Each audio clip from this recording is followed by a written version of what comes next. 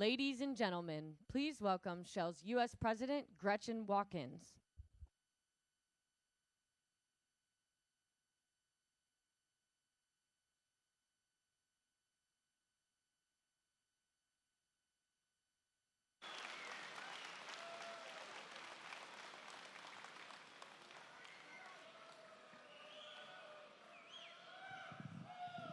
Good afternoon, everybody. On behalf of the women and men of Shell and the extended family of workers we have here that are making this plant a reality, it is my absolute pleasure to welcome the President, Secretary Perry, Administrator Wheeler, all of the state and local officials that are here today. Welcome to Shell's Pennsylvania Chemical Project site.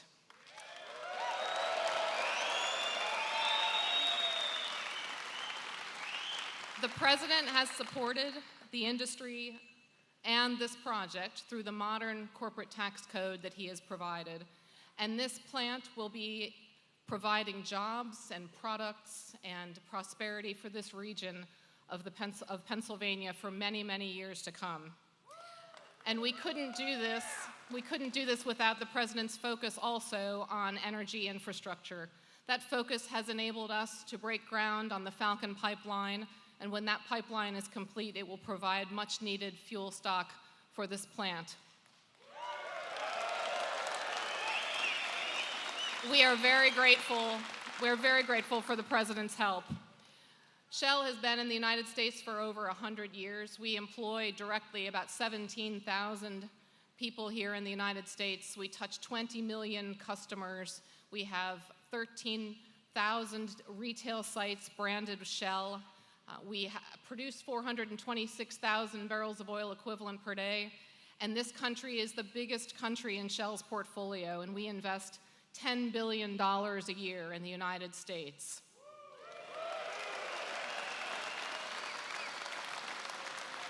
And in addition to that, our new energies business is focused on new fuels like hydrogen and biofuels, as well as onshore and offshore wind and solar. But I'll tell you, this project isn't as important to Shell as the safety of all of you and every single one of the people that work on our sites. And I'm so proud to be able to announce that this team here has actually worked over 8 million hours without a lost time injury. That is fantastic.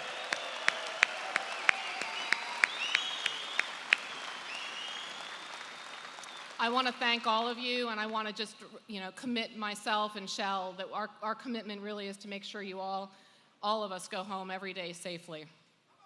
So this facility with 134 working cranes is being built by Pride with the craftspeople and the engineers that are in this room today.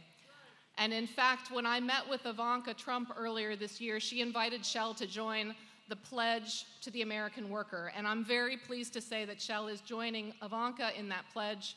We have a very keen focus on the development of this workforce and on the development of our workforce around the country.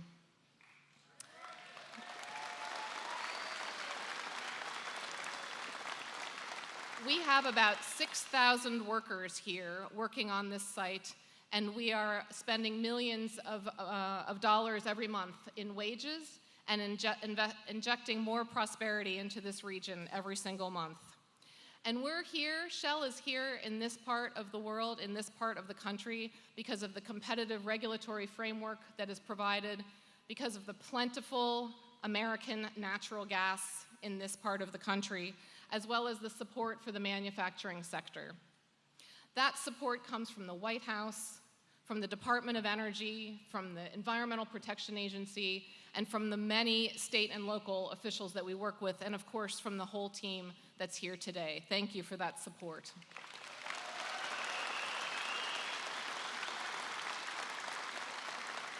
Speaking personally as someone that grew up not far from the banks of the Ohio River myself, and we're not far from them here, but also as a proud graduate of Penn State University, it's wonderful to be back in the great state of Pennsylvania. And now I am absolutely privileged and pleased to be able to say the following words. Please welcome the President of the United States. And I'm proud to be an American, where at least I know I'm free. And I won't forget the men who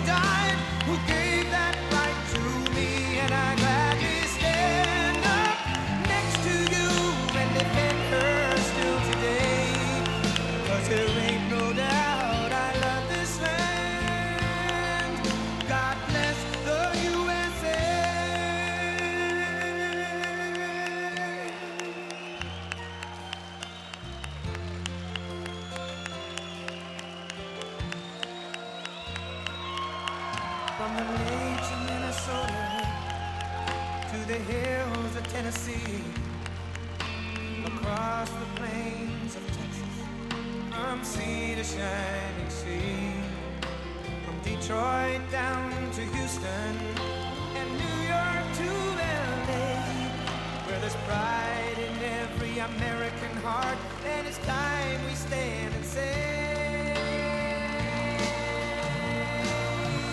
that I'm proud to be an American, where at least I know I'm free, and I won't forget the men who died, who gave that right to me, and I gladly stand up next to you and defend her still today, 'cause there ain't no doubt I love this land.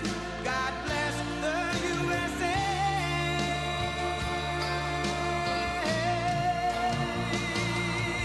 And I'm proud to be an American, where at least I know I'm free, and I won't forget the men who died, who gave that right to me, and I gladly stand up next to you and defend her still today, 'cause there ain't no doubt I love this land.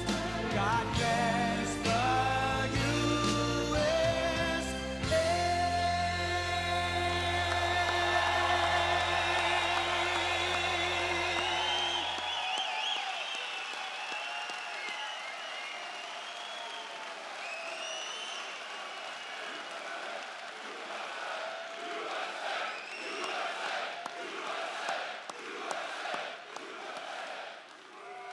Well, thank you very much, and thank you, Gretchen. It's great to be back in the incredible Commonwealth of Pennsylvania. Great place. And this is my 13th visit to Pennsylvania during my administration, which is more than any other president to this point in the term, and I really love Pennsylvania. I went to school in Pennsylvania, Philadelphia, so we love this state. And I love the unions, and I love the workers. And you know, when I built buildings in New York, I built them exclusively with union. People don't understand that. I was exclusive. And in the last really great election, our election of 2016, you know, we did great with the union workers, great. But we didn't do good with the leadership. The leadership said, well, we've always gone Democrat. Let's keep going that way. That didn't work out too well for some of them, I want to tell you. I'll tell you, and as Gretchen said, this would have never happened without me and us. This would have never happened. So I'm with you. I'm with you. Remember that, and remember that Pennsylvania. You know, Pennsylvania has the best numbers they've ever had in the history of the state, and that's for a very good reason. And you know what that reason is? Hello, here I am. And I'm truly honored to be here with the amazing energy workers and construction workers. These are talented people. The craft workers who make America run and who make America proud. We're proud again. We're proud again. And no one in the world does it better than you. Nobody. Nobody does it better. There's nobody in the world that does it. And we're unleashing that power again, like we've never seen before, I will say. And we are doing well, and we're fighting against a lot of countries that have taken advantage of us for many, many years, but they're not doing it so much anymore. And in a little period of time, they won't be doing it at all anymore. They've taken advantage of this country. Today we celebrate the revolution in American energy that's helping make our economy the envy of the world. This Shell petrochemical plant in Beaver County, Pennsylvania. I did very well here. We did very well. How many points did we win by? Does anybody know? I'll tell you. Isn't it, I think, 28 points? That's a lot. That's against a Democrat or whatever. It's one of the single biggest construction projects in the nation, and it made it possible and was possible by clean, affordable, all-American natural gas. Powerful, clean, natural gas.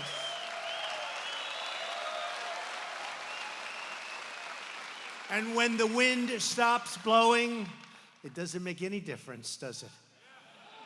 Unlike those big windmills that destroy everybody's property values, kill all the birds, someday the environmentalists are going to tell us what's going on with that. And then all of a sudden it stops. The wind and the televisions go off. And your wives and husbands say, darling, I want to watch Donald Trump on television tonight. But the wind stopped blowing and I can't watch. There's no electricity in the house, darling. No, we love natural gas and we love a lot of other things too. Each of you is taking part in the largest investment in Pennsylvania history. It's the largest investment in the history of Pennsylvania, in the history of our country, the money that's being invested in your state right now. With your help, we're not only unleashing American energy, we're restoring the glory of American manufacturing, and we are reclaiming our noble heritage as a nation of builders again. Nation of builders. I was a good builder. I built good. I love building. In fact, I'm going to take a tour of the site. They said, sir, we were going to do it before the speech, but we're waiting for it to stop raining. I said, don't worry about the rain. Do we have umbrellas? Don't worry about the rain. Umbrellas work very well, especially when they're made in America. So I don't care, but we're going to take a tour afterwards. I'm going to speak to some of your union leaders to say, I hope you're going to support Trump, okay? And if they don't, vote them the hell out of office because they're not doing their job. It's true. Vote them out of office. When completed, this facility will transform abundant natural gas, and we have a lot of it, fracked from Pennsylvania wells, which they never would have allowed you to take if I weren't president. If my opponent won, this would be a lot of nice new structures outside. I guess you would have stopped long ago. You would have stopped construction before it started too much. But I was talking to Gretchen. They would have never gotten the approvals to do what's needed to fuel these plants. That wouldn't have been good, so probably they wouldn't have started. But if they would have started, it would have been stopped. But they put it into plastic through a process known as cracking. That raw material will then be shipped all over the country and all over the world to be fashioned into more products stamped with that very beautiful phrase, made in the USA, right? Made in the USA. Beautiful.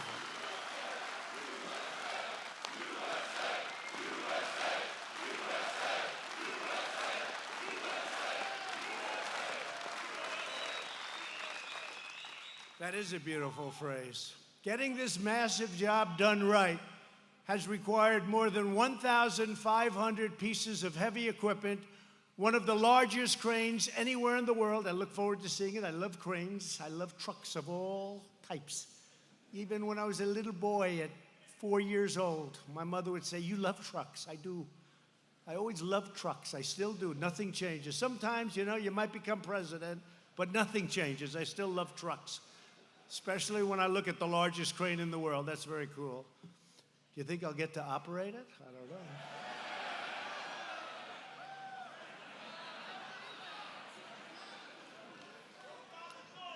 We'll put the media on it, and I'll give them a little ride, right?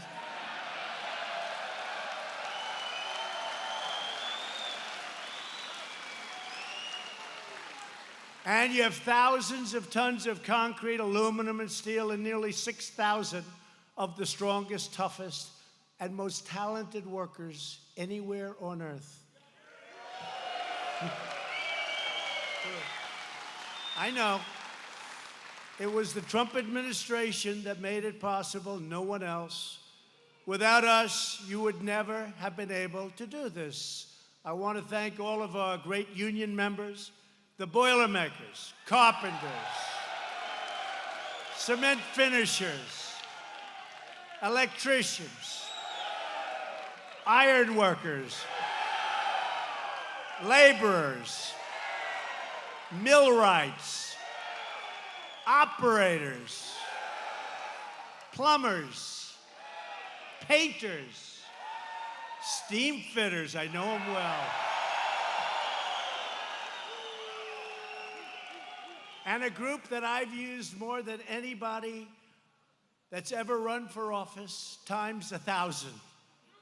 Because in New York City, they would drive those cement trucks up to my building, and those trucks were always on time, and sometimes they were lined up for 6 blocks when I was doing different things. Even when I was doing the Woolman Rink, the city couldn't build it. It took them 9 years. They had no idea what they were doing. And I had that whole big, about 70,000 feet, it's like a massive office floor, bigger than an office floor. We did it all in one day, and the trucks were lined up from Central Park all the way back into Harlem. And they did it all in one day, that pour. It was called a contiguous pour. The city used to build little pieces, a little piece here, a little piece there, a little piece here, a little piece there. A few years later, a little piece here. Then they had pipes underneath, and the pipes were made out of copper. And during the evening, things would happen, like the copper would be stolen because it was very valuable. So they'd have a little piece with copper, and then the rest of the pipe they'd lay, and they'd get ready to pour, and they'd leave, and everybody would steal the copper. So they'd start. This took place for, I guess, from 7 to 9 years. Nobody actually knows. Nobody wants to talk about it. But those trucks were operated incredibly well, and I never missed a delivery, and it's called the Teamsters. I also want to thank Bechtel, a real incredible company. We talk about the great builders of the world. President Jack Future. Where is he? Where is he? Jack. Where is Jack? Jack. What a great job you've done, Jack. Some big ones. Think of it this way, Jack. If we don't win, you won't be doing anything in this country.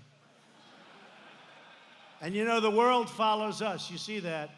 The world follows us. And it won't be so good. But you and I are friends, and you're going to have a lot of work to do, I think, Jack. A lot of work. Thank you, Jack. Great job. Jack has done an incredible job. That's an incredible company. Incredible. They're incredible builders. And the Secretary-Treasurer of North America's Building Trades Unions, Brent Booker. Where's Brent? Brent, thank you. Great job. Young guy. You're so young, Brent. How the hell did you get that job? Man. We're honored to be joined by 2 leaders who truly have the backs of American workers. They become friends of mine. They do such an incredible job. They break up the roadblocks. We have a lot of roadblocks in this country where you have a little clause can stop a project. Little clause can stop it for years. And we break up those little clauses. We break them up fast. Energy Secretary Rick Perry. Where's Rick? Rick, thank you, Rick. What a great guy. I had to compete with him. You know, he wanted to be president. He was tough. He was nasty, man. He was nasty. But then he said, I want to do something great. And you have been incredible. He ran Texas for like 14 years, and he did it well. And now he's running a little thing called Energy, and nobody's ever done it better. Thank you, Rick, very much. Great job. And a man who has been incredible in every way, you know, EPA, Environmental Protection Agency.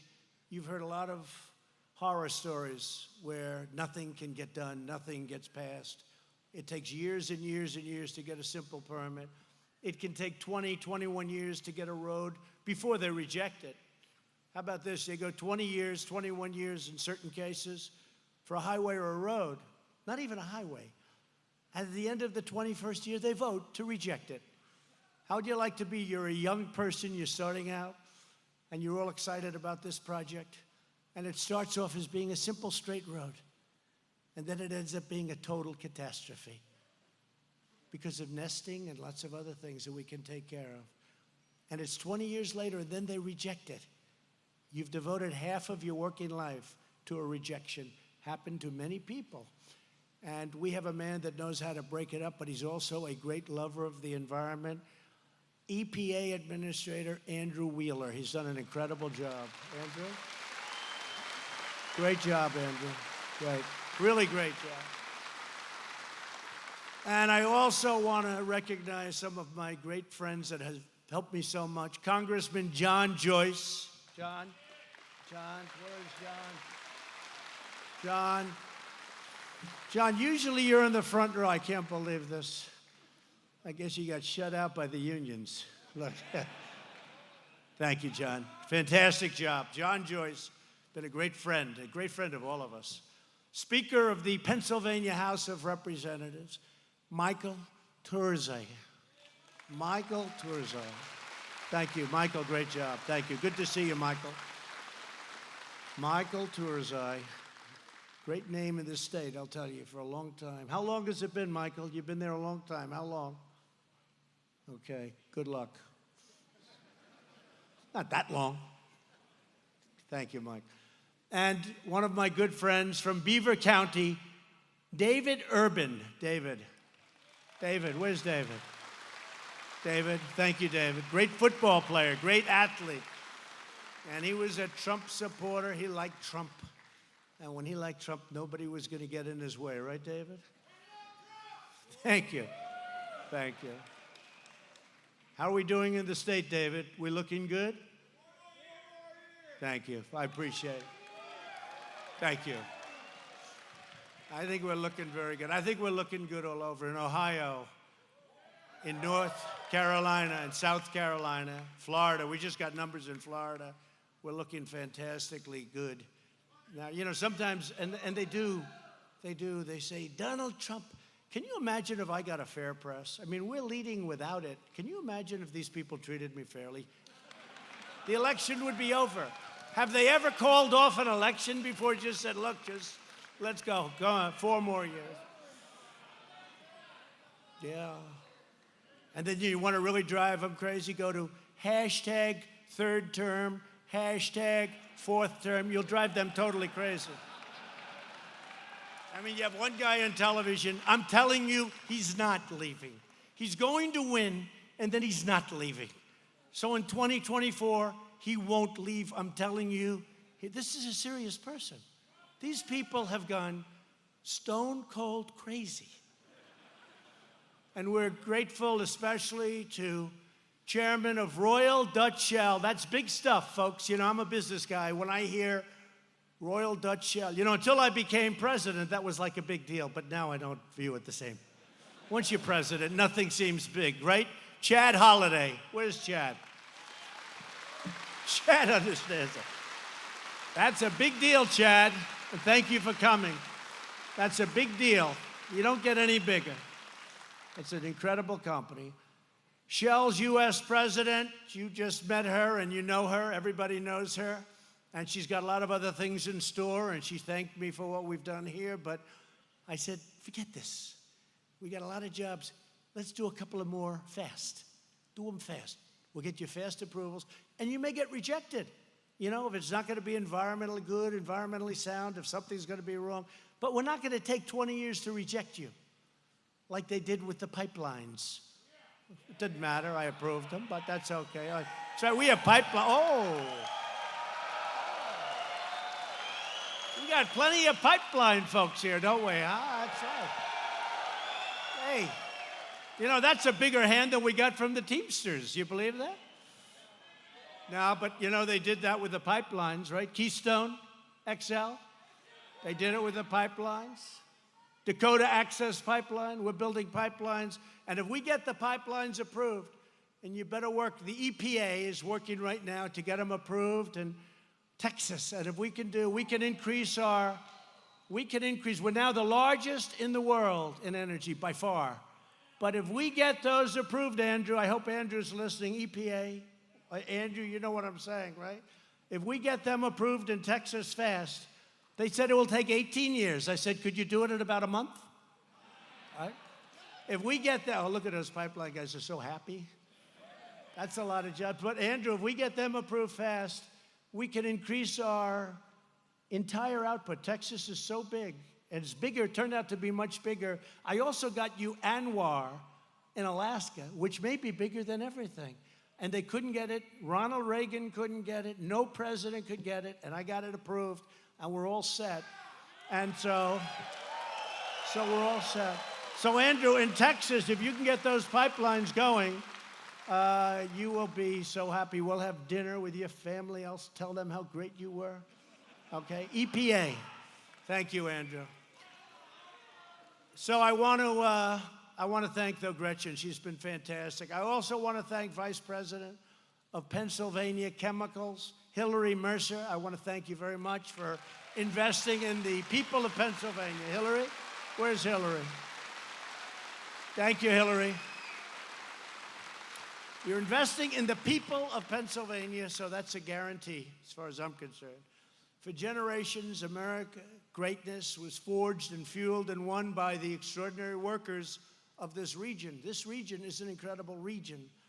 Pennsylvania steel raised the skyscrapers that built our cities. And by the way, steel was dead.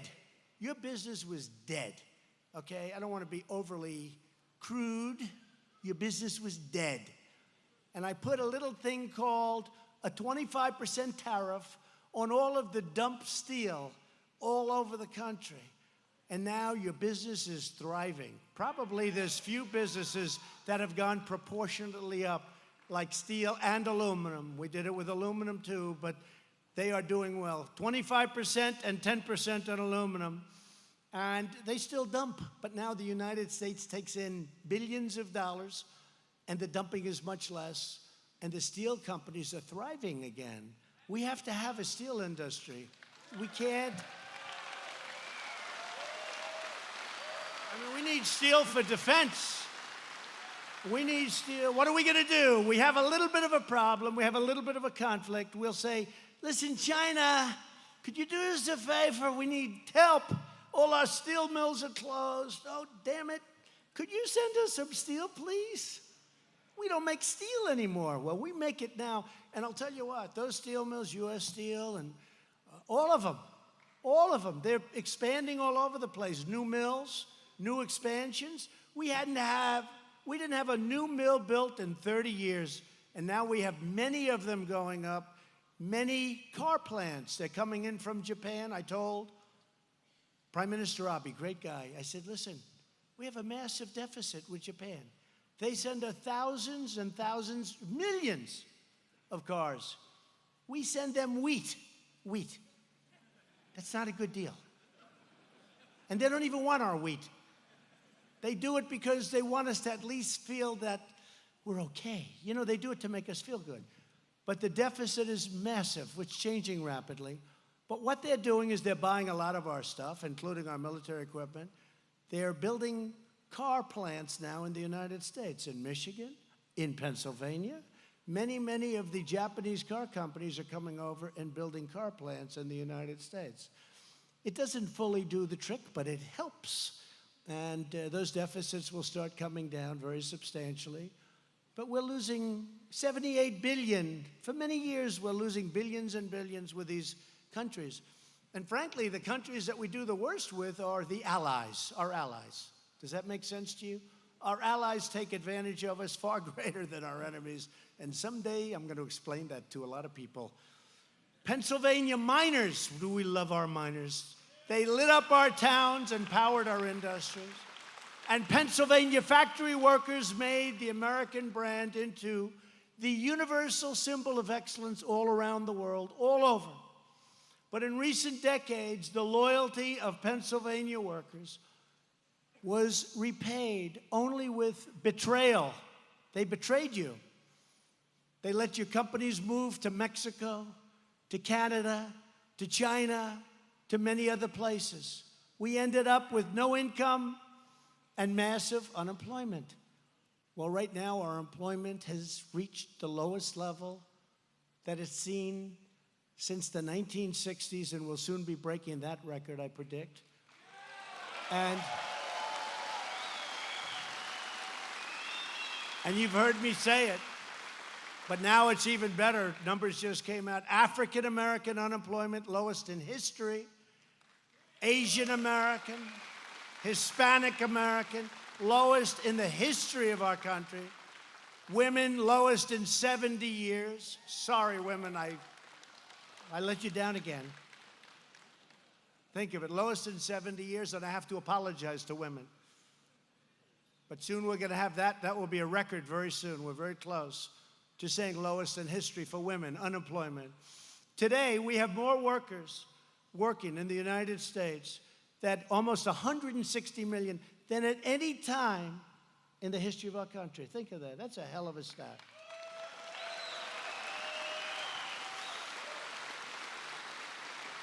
The political class in Washington gutted your factories with horrendous trade deals, horrible. NAFTA, one of the worst trade deals ever.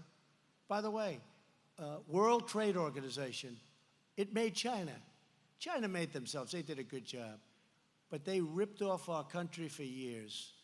And with our money and World Trade Organization backing, and then they took advantage of the rules of the World Trade Organization. And I'm being nice when I say took advantage, much more than took advantage. They went up like a rocket ship. They were flatlined for 100 years. And then one day, World Trade Organization, a terrible move. And you know, we were losing all our cases until I came along. We were losing all our cases in the World Trade Organization. Almost every case we lost. They thought we were stupid. They were the ones ruling. And then I came along. Now we're winning a lot of cases because they know that they're not on very solid ground. We will leave if we have to. And all of a sudden, we're winning a lot of cases. We're winning most of our cases. And it's only because of attitude, because we know that they have been screwing us for years, and it's not going to happen any longer. They get it. They get it. So they're giving us victories. They're giving us victories.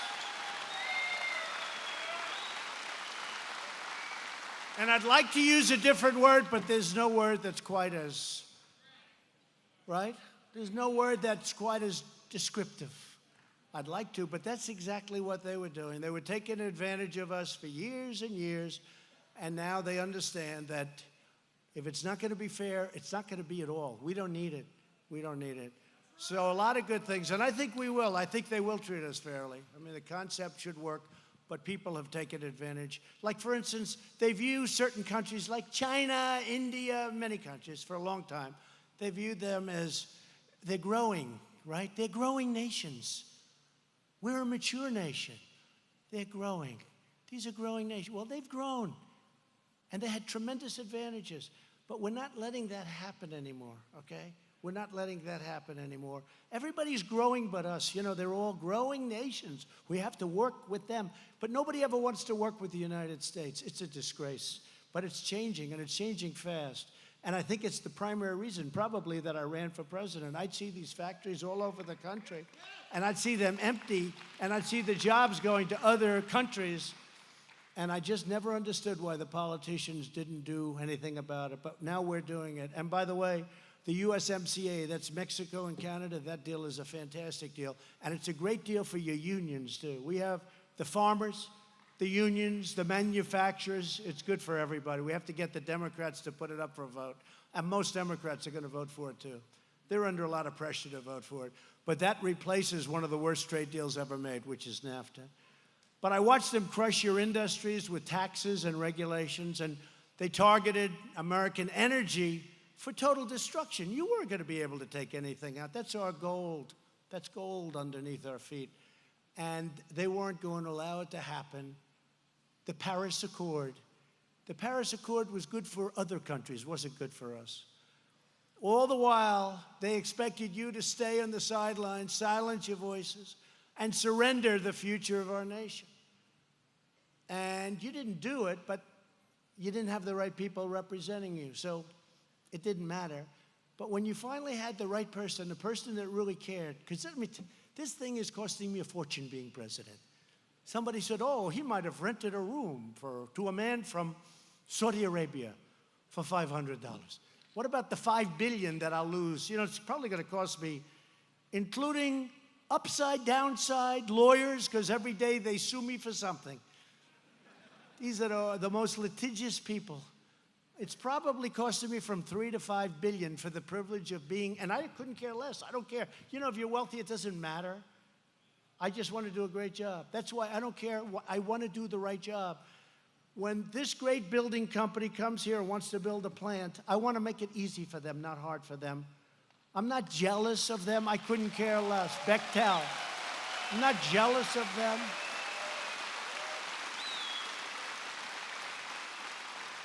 I got sued on a thing called emoluments. Emoluments. You ever hear the word? Nobody ever heard of it before.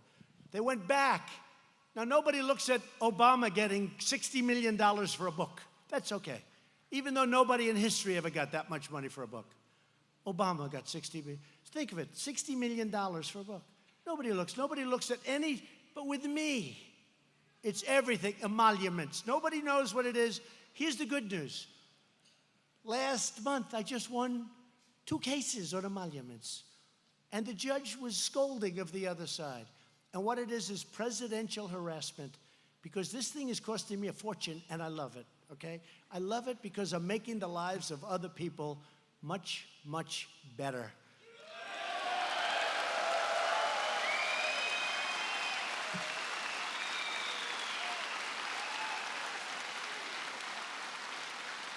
And each of you here today is living proof that America never surrenders. We don't surrender. And we were in bad shape. This area was in really bad shape. And now you look outside and you say, that's like the 8th wonder of the world. Under my administration, we're fighting back and we're winning because we are truly and finally putting America first.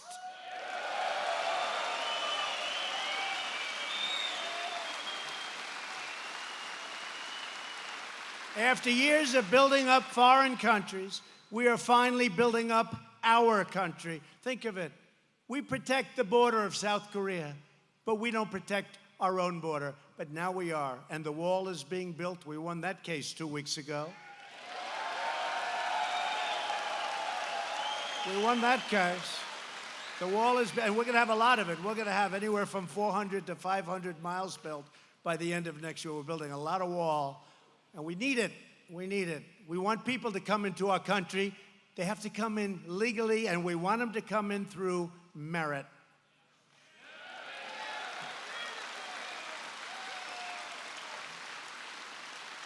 The last administration tried to shut down Pennsylvania coal and Pennsylvania fracking. If they got in, your fracking is gone, your coal is gone.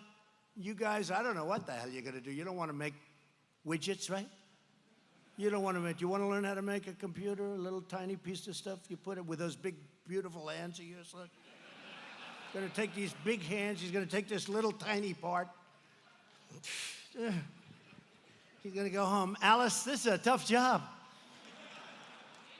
No, you want to make steel and you want to dig coal, and that's what you want to do. I was in West Virginia when Hillary made that terrible statement that she wants to close up all of the coal. She forgot in 3 weeks she was going to West Virginia. Remember, she wanted to close up all coal. She was in an area where they didn't do the coal, and she said, I look forward to closing up all coal. It's going to be closed. Steel, going to be in big trouble. She forgot 3 weeks she was going to West Virginia. That didn't work out too well. I won that one by 42 points. 42 points. West Virginia. And I actually think this time we have a good chance of winning Virginia, which is a tough one to win because, you know, you have some people there that maybe don't agree with us, but I think we have a really good chance of Virginia, too, which is something that hasn't been won by a Republican in a long time. But it's common sense. A lot of this is, you know, they say politics. Politics, great politics, is common sense. But on my first day in office, I ended the war on American energy. And that's common sense, I think. You know, that's common sense. We're lucky. You go to places like China, they don't have oil and gas. They don't have it under there. They have to go buy it. And then they devalue their currency and manipulate their currency. And that costs them a fortune to go out and buy it.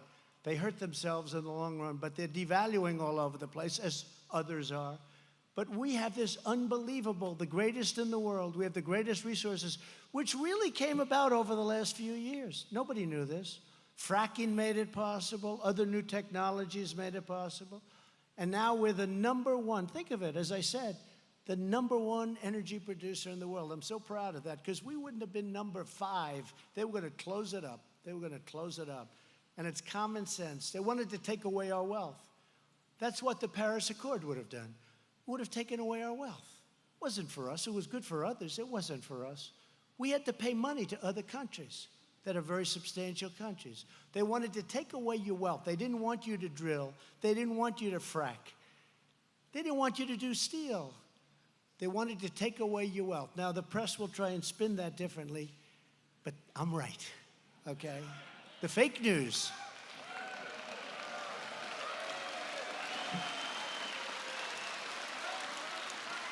That's a lot of people back there for like 11 o'clock speeches. That's a lot of people. That's a lot like the Academy Awards during the day.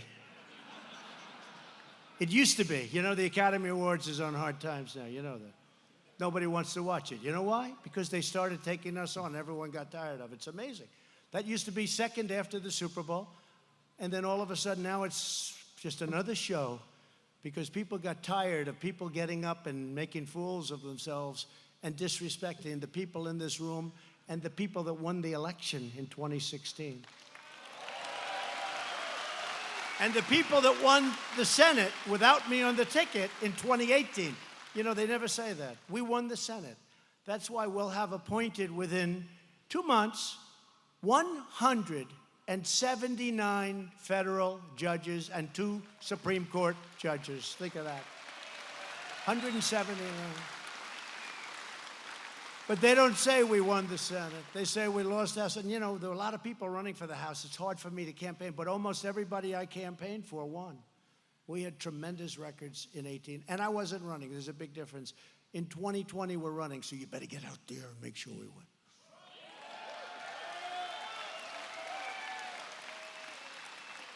And we have a record that nobody's ever had. Remember, when I was running, I was saying, we're going to do this, we're going to create jobs. Everyone, you know, big yawn, you know, we like it. Let's give them a shot. What do we have to lose, right? I said that with African Americans. They had the worst crime rates, the worst education, the worst everything. They had like 10 things. I'm reading it off a list. I looked, I said, what the hell do you have to lose? But I really sort of said the same thing to everybody because our country wasn't doing well with Biden and Obama, wasn't doing well. And they were pouring money in, pouring money in, and it wasn't doing well.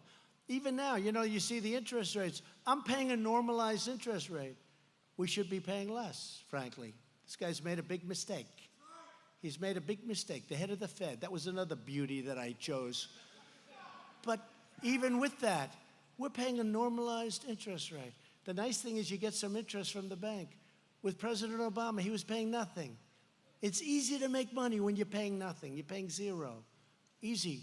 But even with that, our economy's roaring, and his wasn't. It was the weakest economy since the Great Depression, the weakest up. So we have it going. Our country now has the hottest economy anywhere in the world. Every time a prime minister, president, king, queen, dictator, whatever they may be, some are sort of mutual. Some of you have presidents and prime ministers who are actually dictators. But they come in and they see me at the Oval Office. They always say, almost everybody, congratulations on your incredible economy. What you've done is incredible. The tax cuts, the regulation cuts, all of the things we've done. And they're all saying, and they want to try and copy us. It's not easy to copy us. And part of the reason it's not easy is because of the people like this, all over the country, the people in this room. You are incredible people. That was an incredible win. Thank you. Incredible. Incredible people. Incredible people. And here in the Appalachian region, where the Marcellus and Utica shale formations generate 1/3 of American natural gas. Think of that. You've been sitting on this for a long time, and yet look at the numbers. Look at the way you lived, because you never had anybody that wanted to take advantage of it. But now we're taking advantage of it. You're sitting on gold, and we're taking advantage of it, and your future has never looked brighter or better. It's so great that you stayed, because you suffered. This whole region, Appalachia, the whole region, it just suffered, this whole region, with great people, the greatest people, and you suffered. When this plant opens, 600 American workers will get the full-time jobs with quality health care, pensions, and great pay to support a family. And you have, I said before, almost 2,000 construction workers. And you're going to another plant because we're going to talk to Bechtel after this, and we're talking to Shell. You got the boss from Shell. You people don't realize. That's a big deal. I don't know where the hell he comes from. Where are you based? It's not in this country. Hey, how about moving Shell to the United States?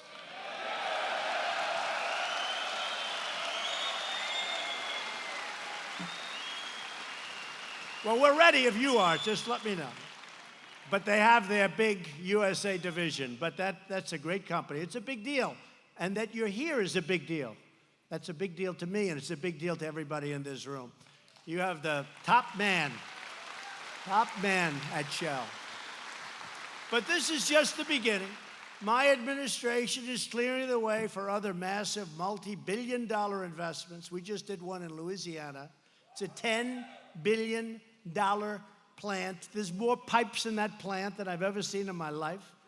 There's more plant, you know that. LNG, it's an LNG plant. $10 billion, and it's totally sold out. They sell it like you rent office space. Can you believe it? It's all sold out. All over the world, people have used it. And you haven't had a plant like that built in this country, really ever, because there's never been anything that big. But you didn't build plants like that because environmentally they weren't letting you. And yet environmentally is so good what they've done and what they can build today. Investments that could bring more than 100,000 new jobs to this region are now being looked at very seriously. And I think the $100,000, I really do. I feel the 100,000 jobs, Andrew, is going to be a very low number. I think you're going to have many more. This is an incredible region. You're sitting on top of something special. It's all fueled by the greatest treasure on the planet, American energy. And we don't want people taking that away from us.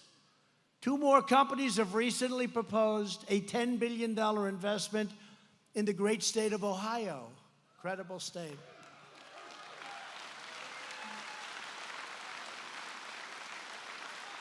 We have tens of billions of dollars worth of investments, and this is really good stuff that we're now negotiating. But these 2 are in Ohio. The energy revolution is also creating new jobs in West Virginia, Mexico, Colorado, Texas, Kansas, Louisiana, Indiana, Michigan, Illinois, Tennessee, North Carolina, South Carolina, all across our beautiful land. You have no idea what's going on, including, as I said before, car companies. We didn't make cars. Look, we lost 32% of our car companies to Mexico. Before I got there, by the way. Now it's very, very hard to do that anymore. Nobody's going to be looking that way, I don't think. And I want to thank Mexico because the president now has been great. And he's got 27,000 soldiers on our southern border and on his border with Guatemala, keeping our borders safe. Our numbers are plummeting, the people coming in. All because the Democrats won't approve fixing the loopholes in asylum. So I want to thank Mexico. It's incredible. We have close to 27,000. Think of that. We never had 3. I think we had about 2.5 soldiers. One was sitting down all the time. We had nobody. And don't forget, the southern border is 2,000 miles from the Gulf to the Pacific. We have 27,000, and they're doing a great job. And they're helping themselves, too, because they're disrupting and really hurting the cartels. So much of that stuff is run illegally by the cartels. Human trafficking, drugs, people. It's terrible. And Mexico, I'll tell you, they're so far. I hope they're going to keep it up. I hope they're going to keep it up. But they've been great. And 27,000 people. They wouldn't have done that for any other president, that I can tell you. That I can tell you. With us today are a few of the hardworking Pennsylvania patriots who are making this comeback possible. Jason Eckhart is the 3rd generation of his family to work on these grounds, and he's doing better than any of them. His father, and by the way, 3 years ago, you wouldn't have said that. 3 years ago, his father would say, hey, I had it made. His grandparents would say, we had it made. Now he can look at them and say, Dad, we have it made. His father and grandfather worked for the zinc smelting company previously housed at the site. When that plant closed in 2014, 500 jobs disappeared like magic. Remember President Obama? You need magic to bring back manufacturing jobs. You need a magic wand, remember? Not going to happen. Well, so far we brought back 600,000 manufacturing jobs. And Jason never imagined he would get the chance to carry on his family's legacy. But now he has. He is carrying it on, and he's carrying it on proudly. He's a great American. Jason, where are you, Jason? Jason. Jason. Come on up, Jason. Come on, let's get Jason up. Come on up, Jason. I'd like Jason to tell us what this great facility means to him and to his family. Thank you.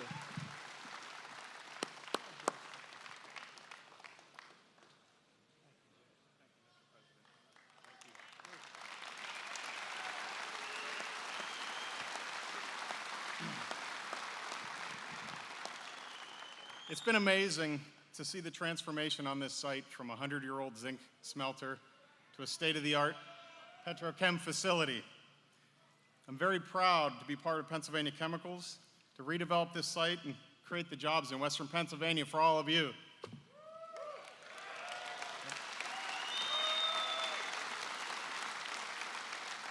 And it's very exciting to think about what we have to come, starting this place up and having jobs into the future for our families. As a native from this area, I'm from right here in Center Township.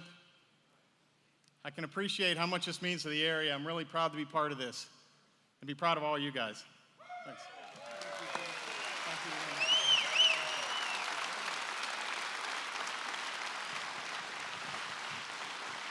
Thank you, Jason. Great.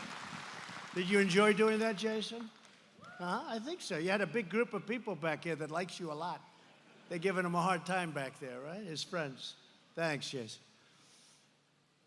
Heather Michaud grew up here in Beaver County and has been working for Shell in other states for several years. Now she can raise her family right near her parents and loved ones and actually be home where she wants to be and where she belongs. Heather, please come up and tell us about your journey.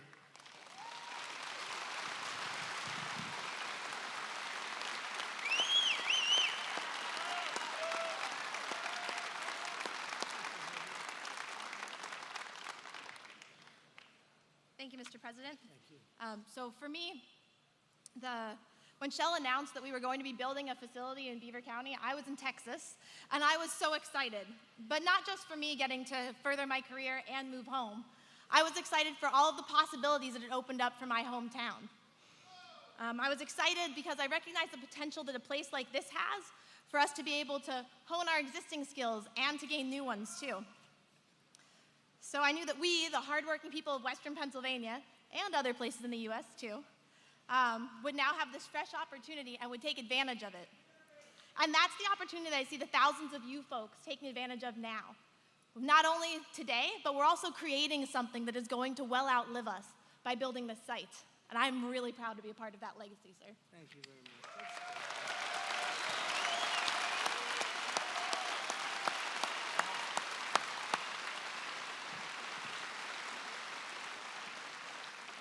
Great job. Thank you. She'll be running for office soon. Fantastic job. Samantha Paulizotto was a single mom working full-time when she learned about process technology training programs at the local community college funded by Shell. She became the first woman to graduate from that program, and she made the dean's list. That's pretty good. Now she's leading the way as one of the very first production operators hired here at Shell. Samantha, please come up and say a few words, please.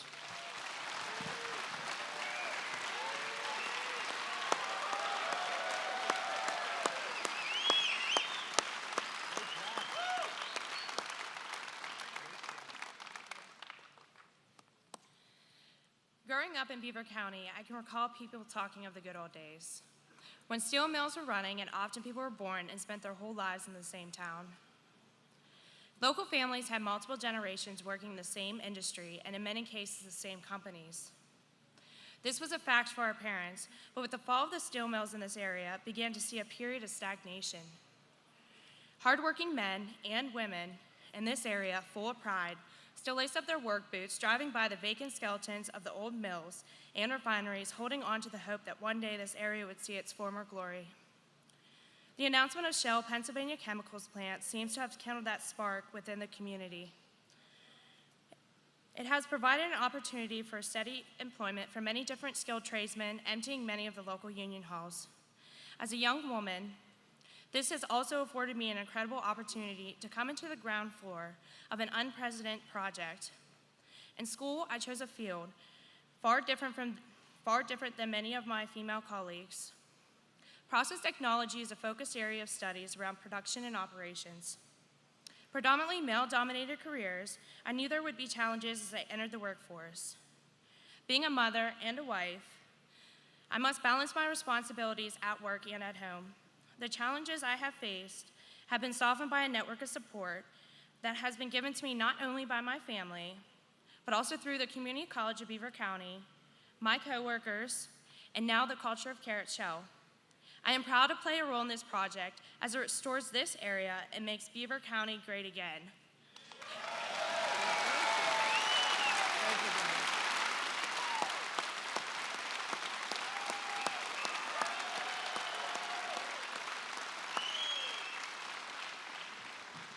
Thank you, Samantha.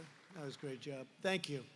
To help create more opportunities for workers like Jason, Heather, and Samantha, my administration started the Pledge to America's Workers.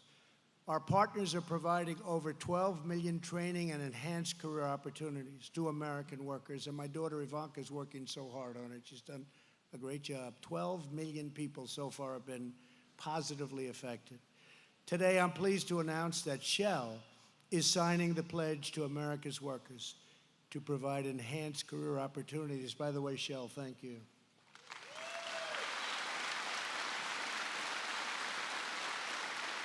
They're providing career opportunities to 3,300 workers over 5 years right here in Western Pennsylvania. That's great. Thank you, fellas. Thank you very much. And thank you, Hillary, for the tremendous commitment that you've made. We really appreciate it. Fantastic job. Under this administration, we live by two very simple words: Buy American. That's what we want. I'm going to add something: Hire American. It's about hiring American, buying American. It's about America first. It's about make America great again. It's about keep America great.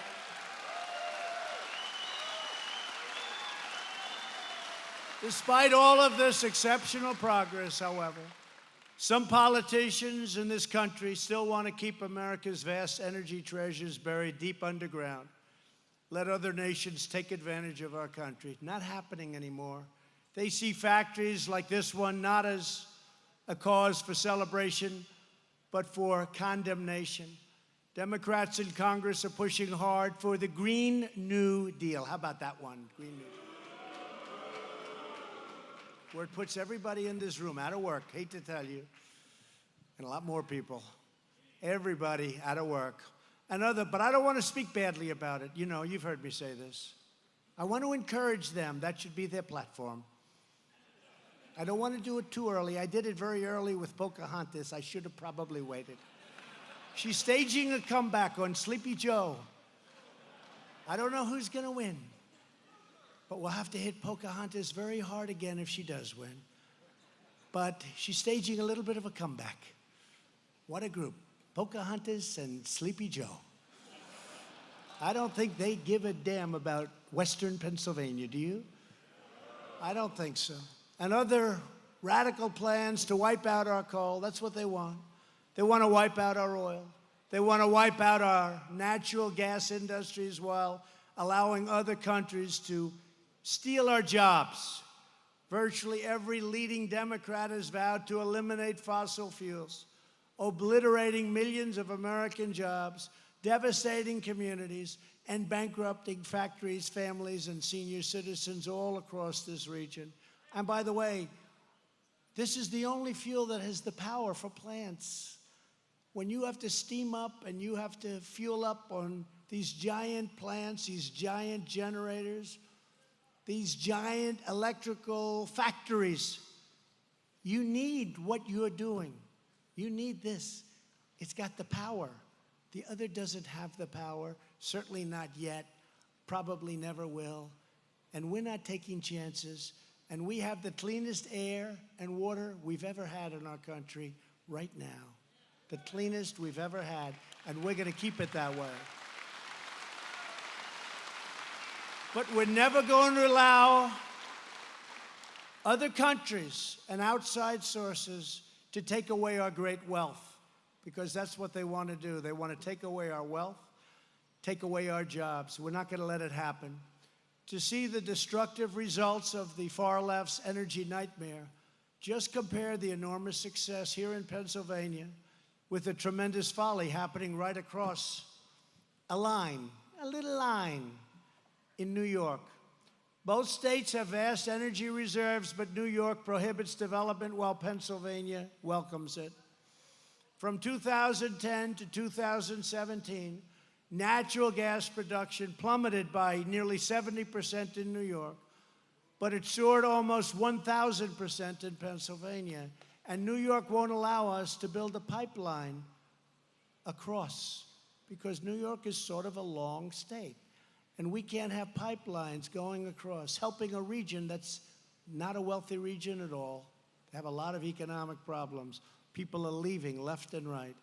We want to get it over to the waters. We want to get it over to the oceans. We want to get it up to New England, where they have the highest energy costs anywhere in the United States. We can't get energy because New York doesn't allow the pipelines to go through. And that's going to be very costly for New York, ultimately. As a result, families in Pennsylvania, shale country, got more jobs, billions of dollars in royalty payments, and wages that are significantly higher compared to their neighbors just across the state line. Meanwhile, families in New York, I love New York. That's where I'm from. Probably most of you don't know that. That's where I'm from. They're burdened with more power outages and electricity rates. You never saw anything like this, that are much, much higher than neighboring states and than your state. New York energy rates are through the roof. New England, through the roof. A lot of it has to do with the fact that we can't get pipelines through New York. New York won't let us. They won't let us. All New York likes to do is sue me. They like to sue me. They're always suing. I said, which lawyer's handling that case? No, they sue me for everything, so they can try to stop us by any means possible. The radical left wants to do to America what they've done to New York, raise prices, kill jobs, and leave our nation less independent and far less secure. My vision is the exact opposite, and we want to work with New York, and we want to help New York. They need jobs in New York so badly. You know, they talk about the environment. So you have the state line, and over here, you have machinery, fracking. And over here, you have nothing except poverty. Over here, you have people driving new cars and nice cars. And over here, you have cars that are 40 years old. Now, what does that have to do with the environment? It's the same. It's an artificial line. And I wonder what happens when they get down there. What happens? I just wonder, is New York losing its wealth? You know what I'm talking about, right? What happens when those lines go down and they can go in any direction now? The equipment is so incredible. So hopefully we can help New York. I want to help New York so much. We will never allow ourselves to be at the mercy of foreign energy suppliers, and that's what's fighting us. They don't want us to have great energy. They've made a fortune selling us energy. You probably saw the Straits the other day. Very few American boats are there. They capture Iran. I broke up that deal. That was a good thing to do. It's a whole different country right now. But they're capturing boats from other countries. They're not taking our boats. And one of the things that was brought out by the media, actually, and wisely and correctly brought out, we have very few boats going there anymore because we have our own oil and gas. We don't need it from the Middle East anymore. And that's why we're pursuing a future not only of energy independence, but not just words. You know, you've been hearing energy independence for years and years, and you'd hear it. We have real independence. But what we want now is not independence. We want American energy dominance. Dominance. Instead of relying on foreign countries, we are now relying on American producers, and we are relying on American workers to build our own future right here on American soil. It's time. And together, we're defending the oil and gas workers who light up our cities and uplift our communities. We're fighting for the technicians and construction workers here in Beaver County who are building a powerful engine of American commerce. There's no place like what you're seeing right outside these doors. There is no place like it. We're here once again to stand up for the engineers and the factory workers who will shape the work of your hands into American-made products sold all over the world. That's what's going to happen. That's what you're producing. And everyday patriots who make this all possible, you are the backbone of America, the absolute backbone, and you haven't been given the honor of having that said by other people, but you are the backbone of this country.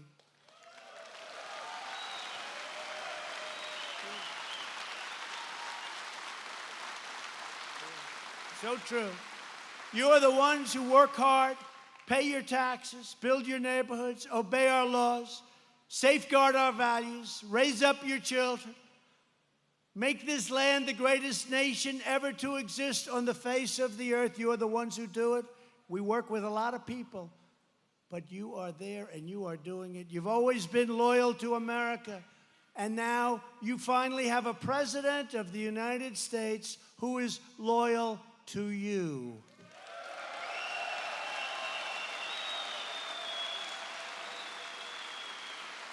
Our vision is pro-worker, pro-jobs, pro-family, pro-growth, pro-energy, and 100% pro-American.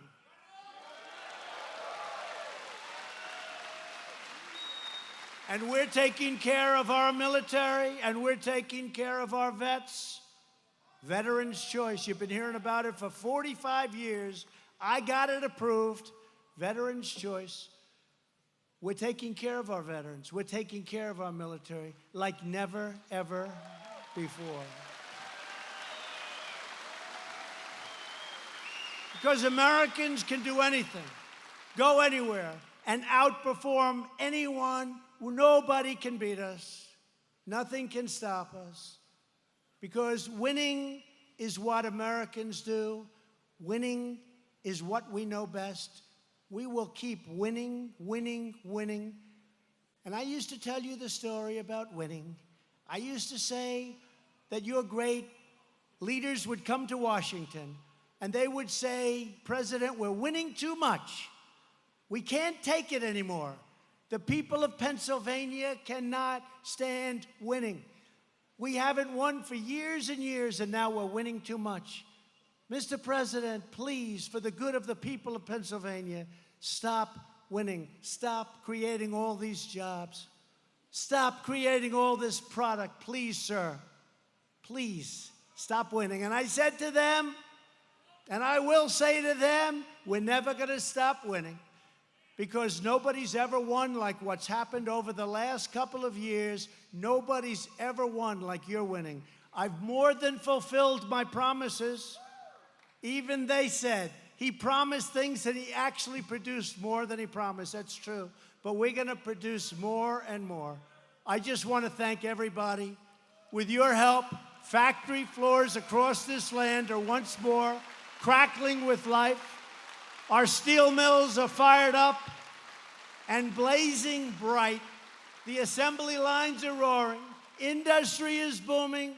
and the hearts of our workers. The American spirit is soaring higher, stronger, freer, and greater than ever before. I want to thank you all for giving this nation your very best, and your very best cannot be beaten. I want to thank you for filling America with pride. We are proud of you. We think you are just incredible, incredible people, and it's an honor for me to be with you in Pennsylvania. Thank you very much. God bless you. God bless you.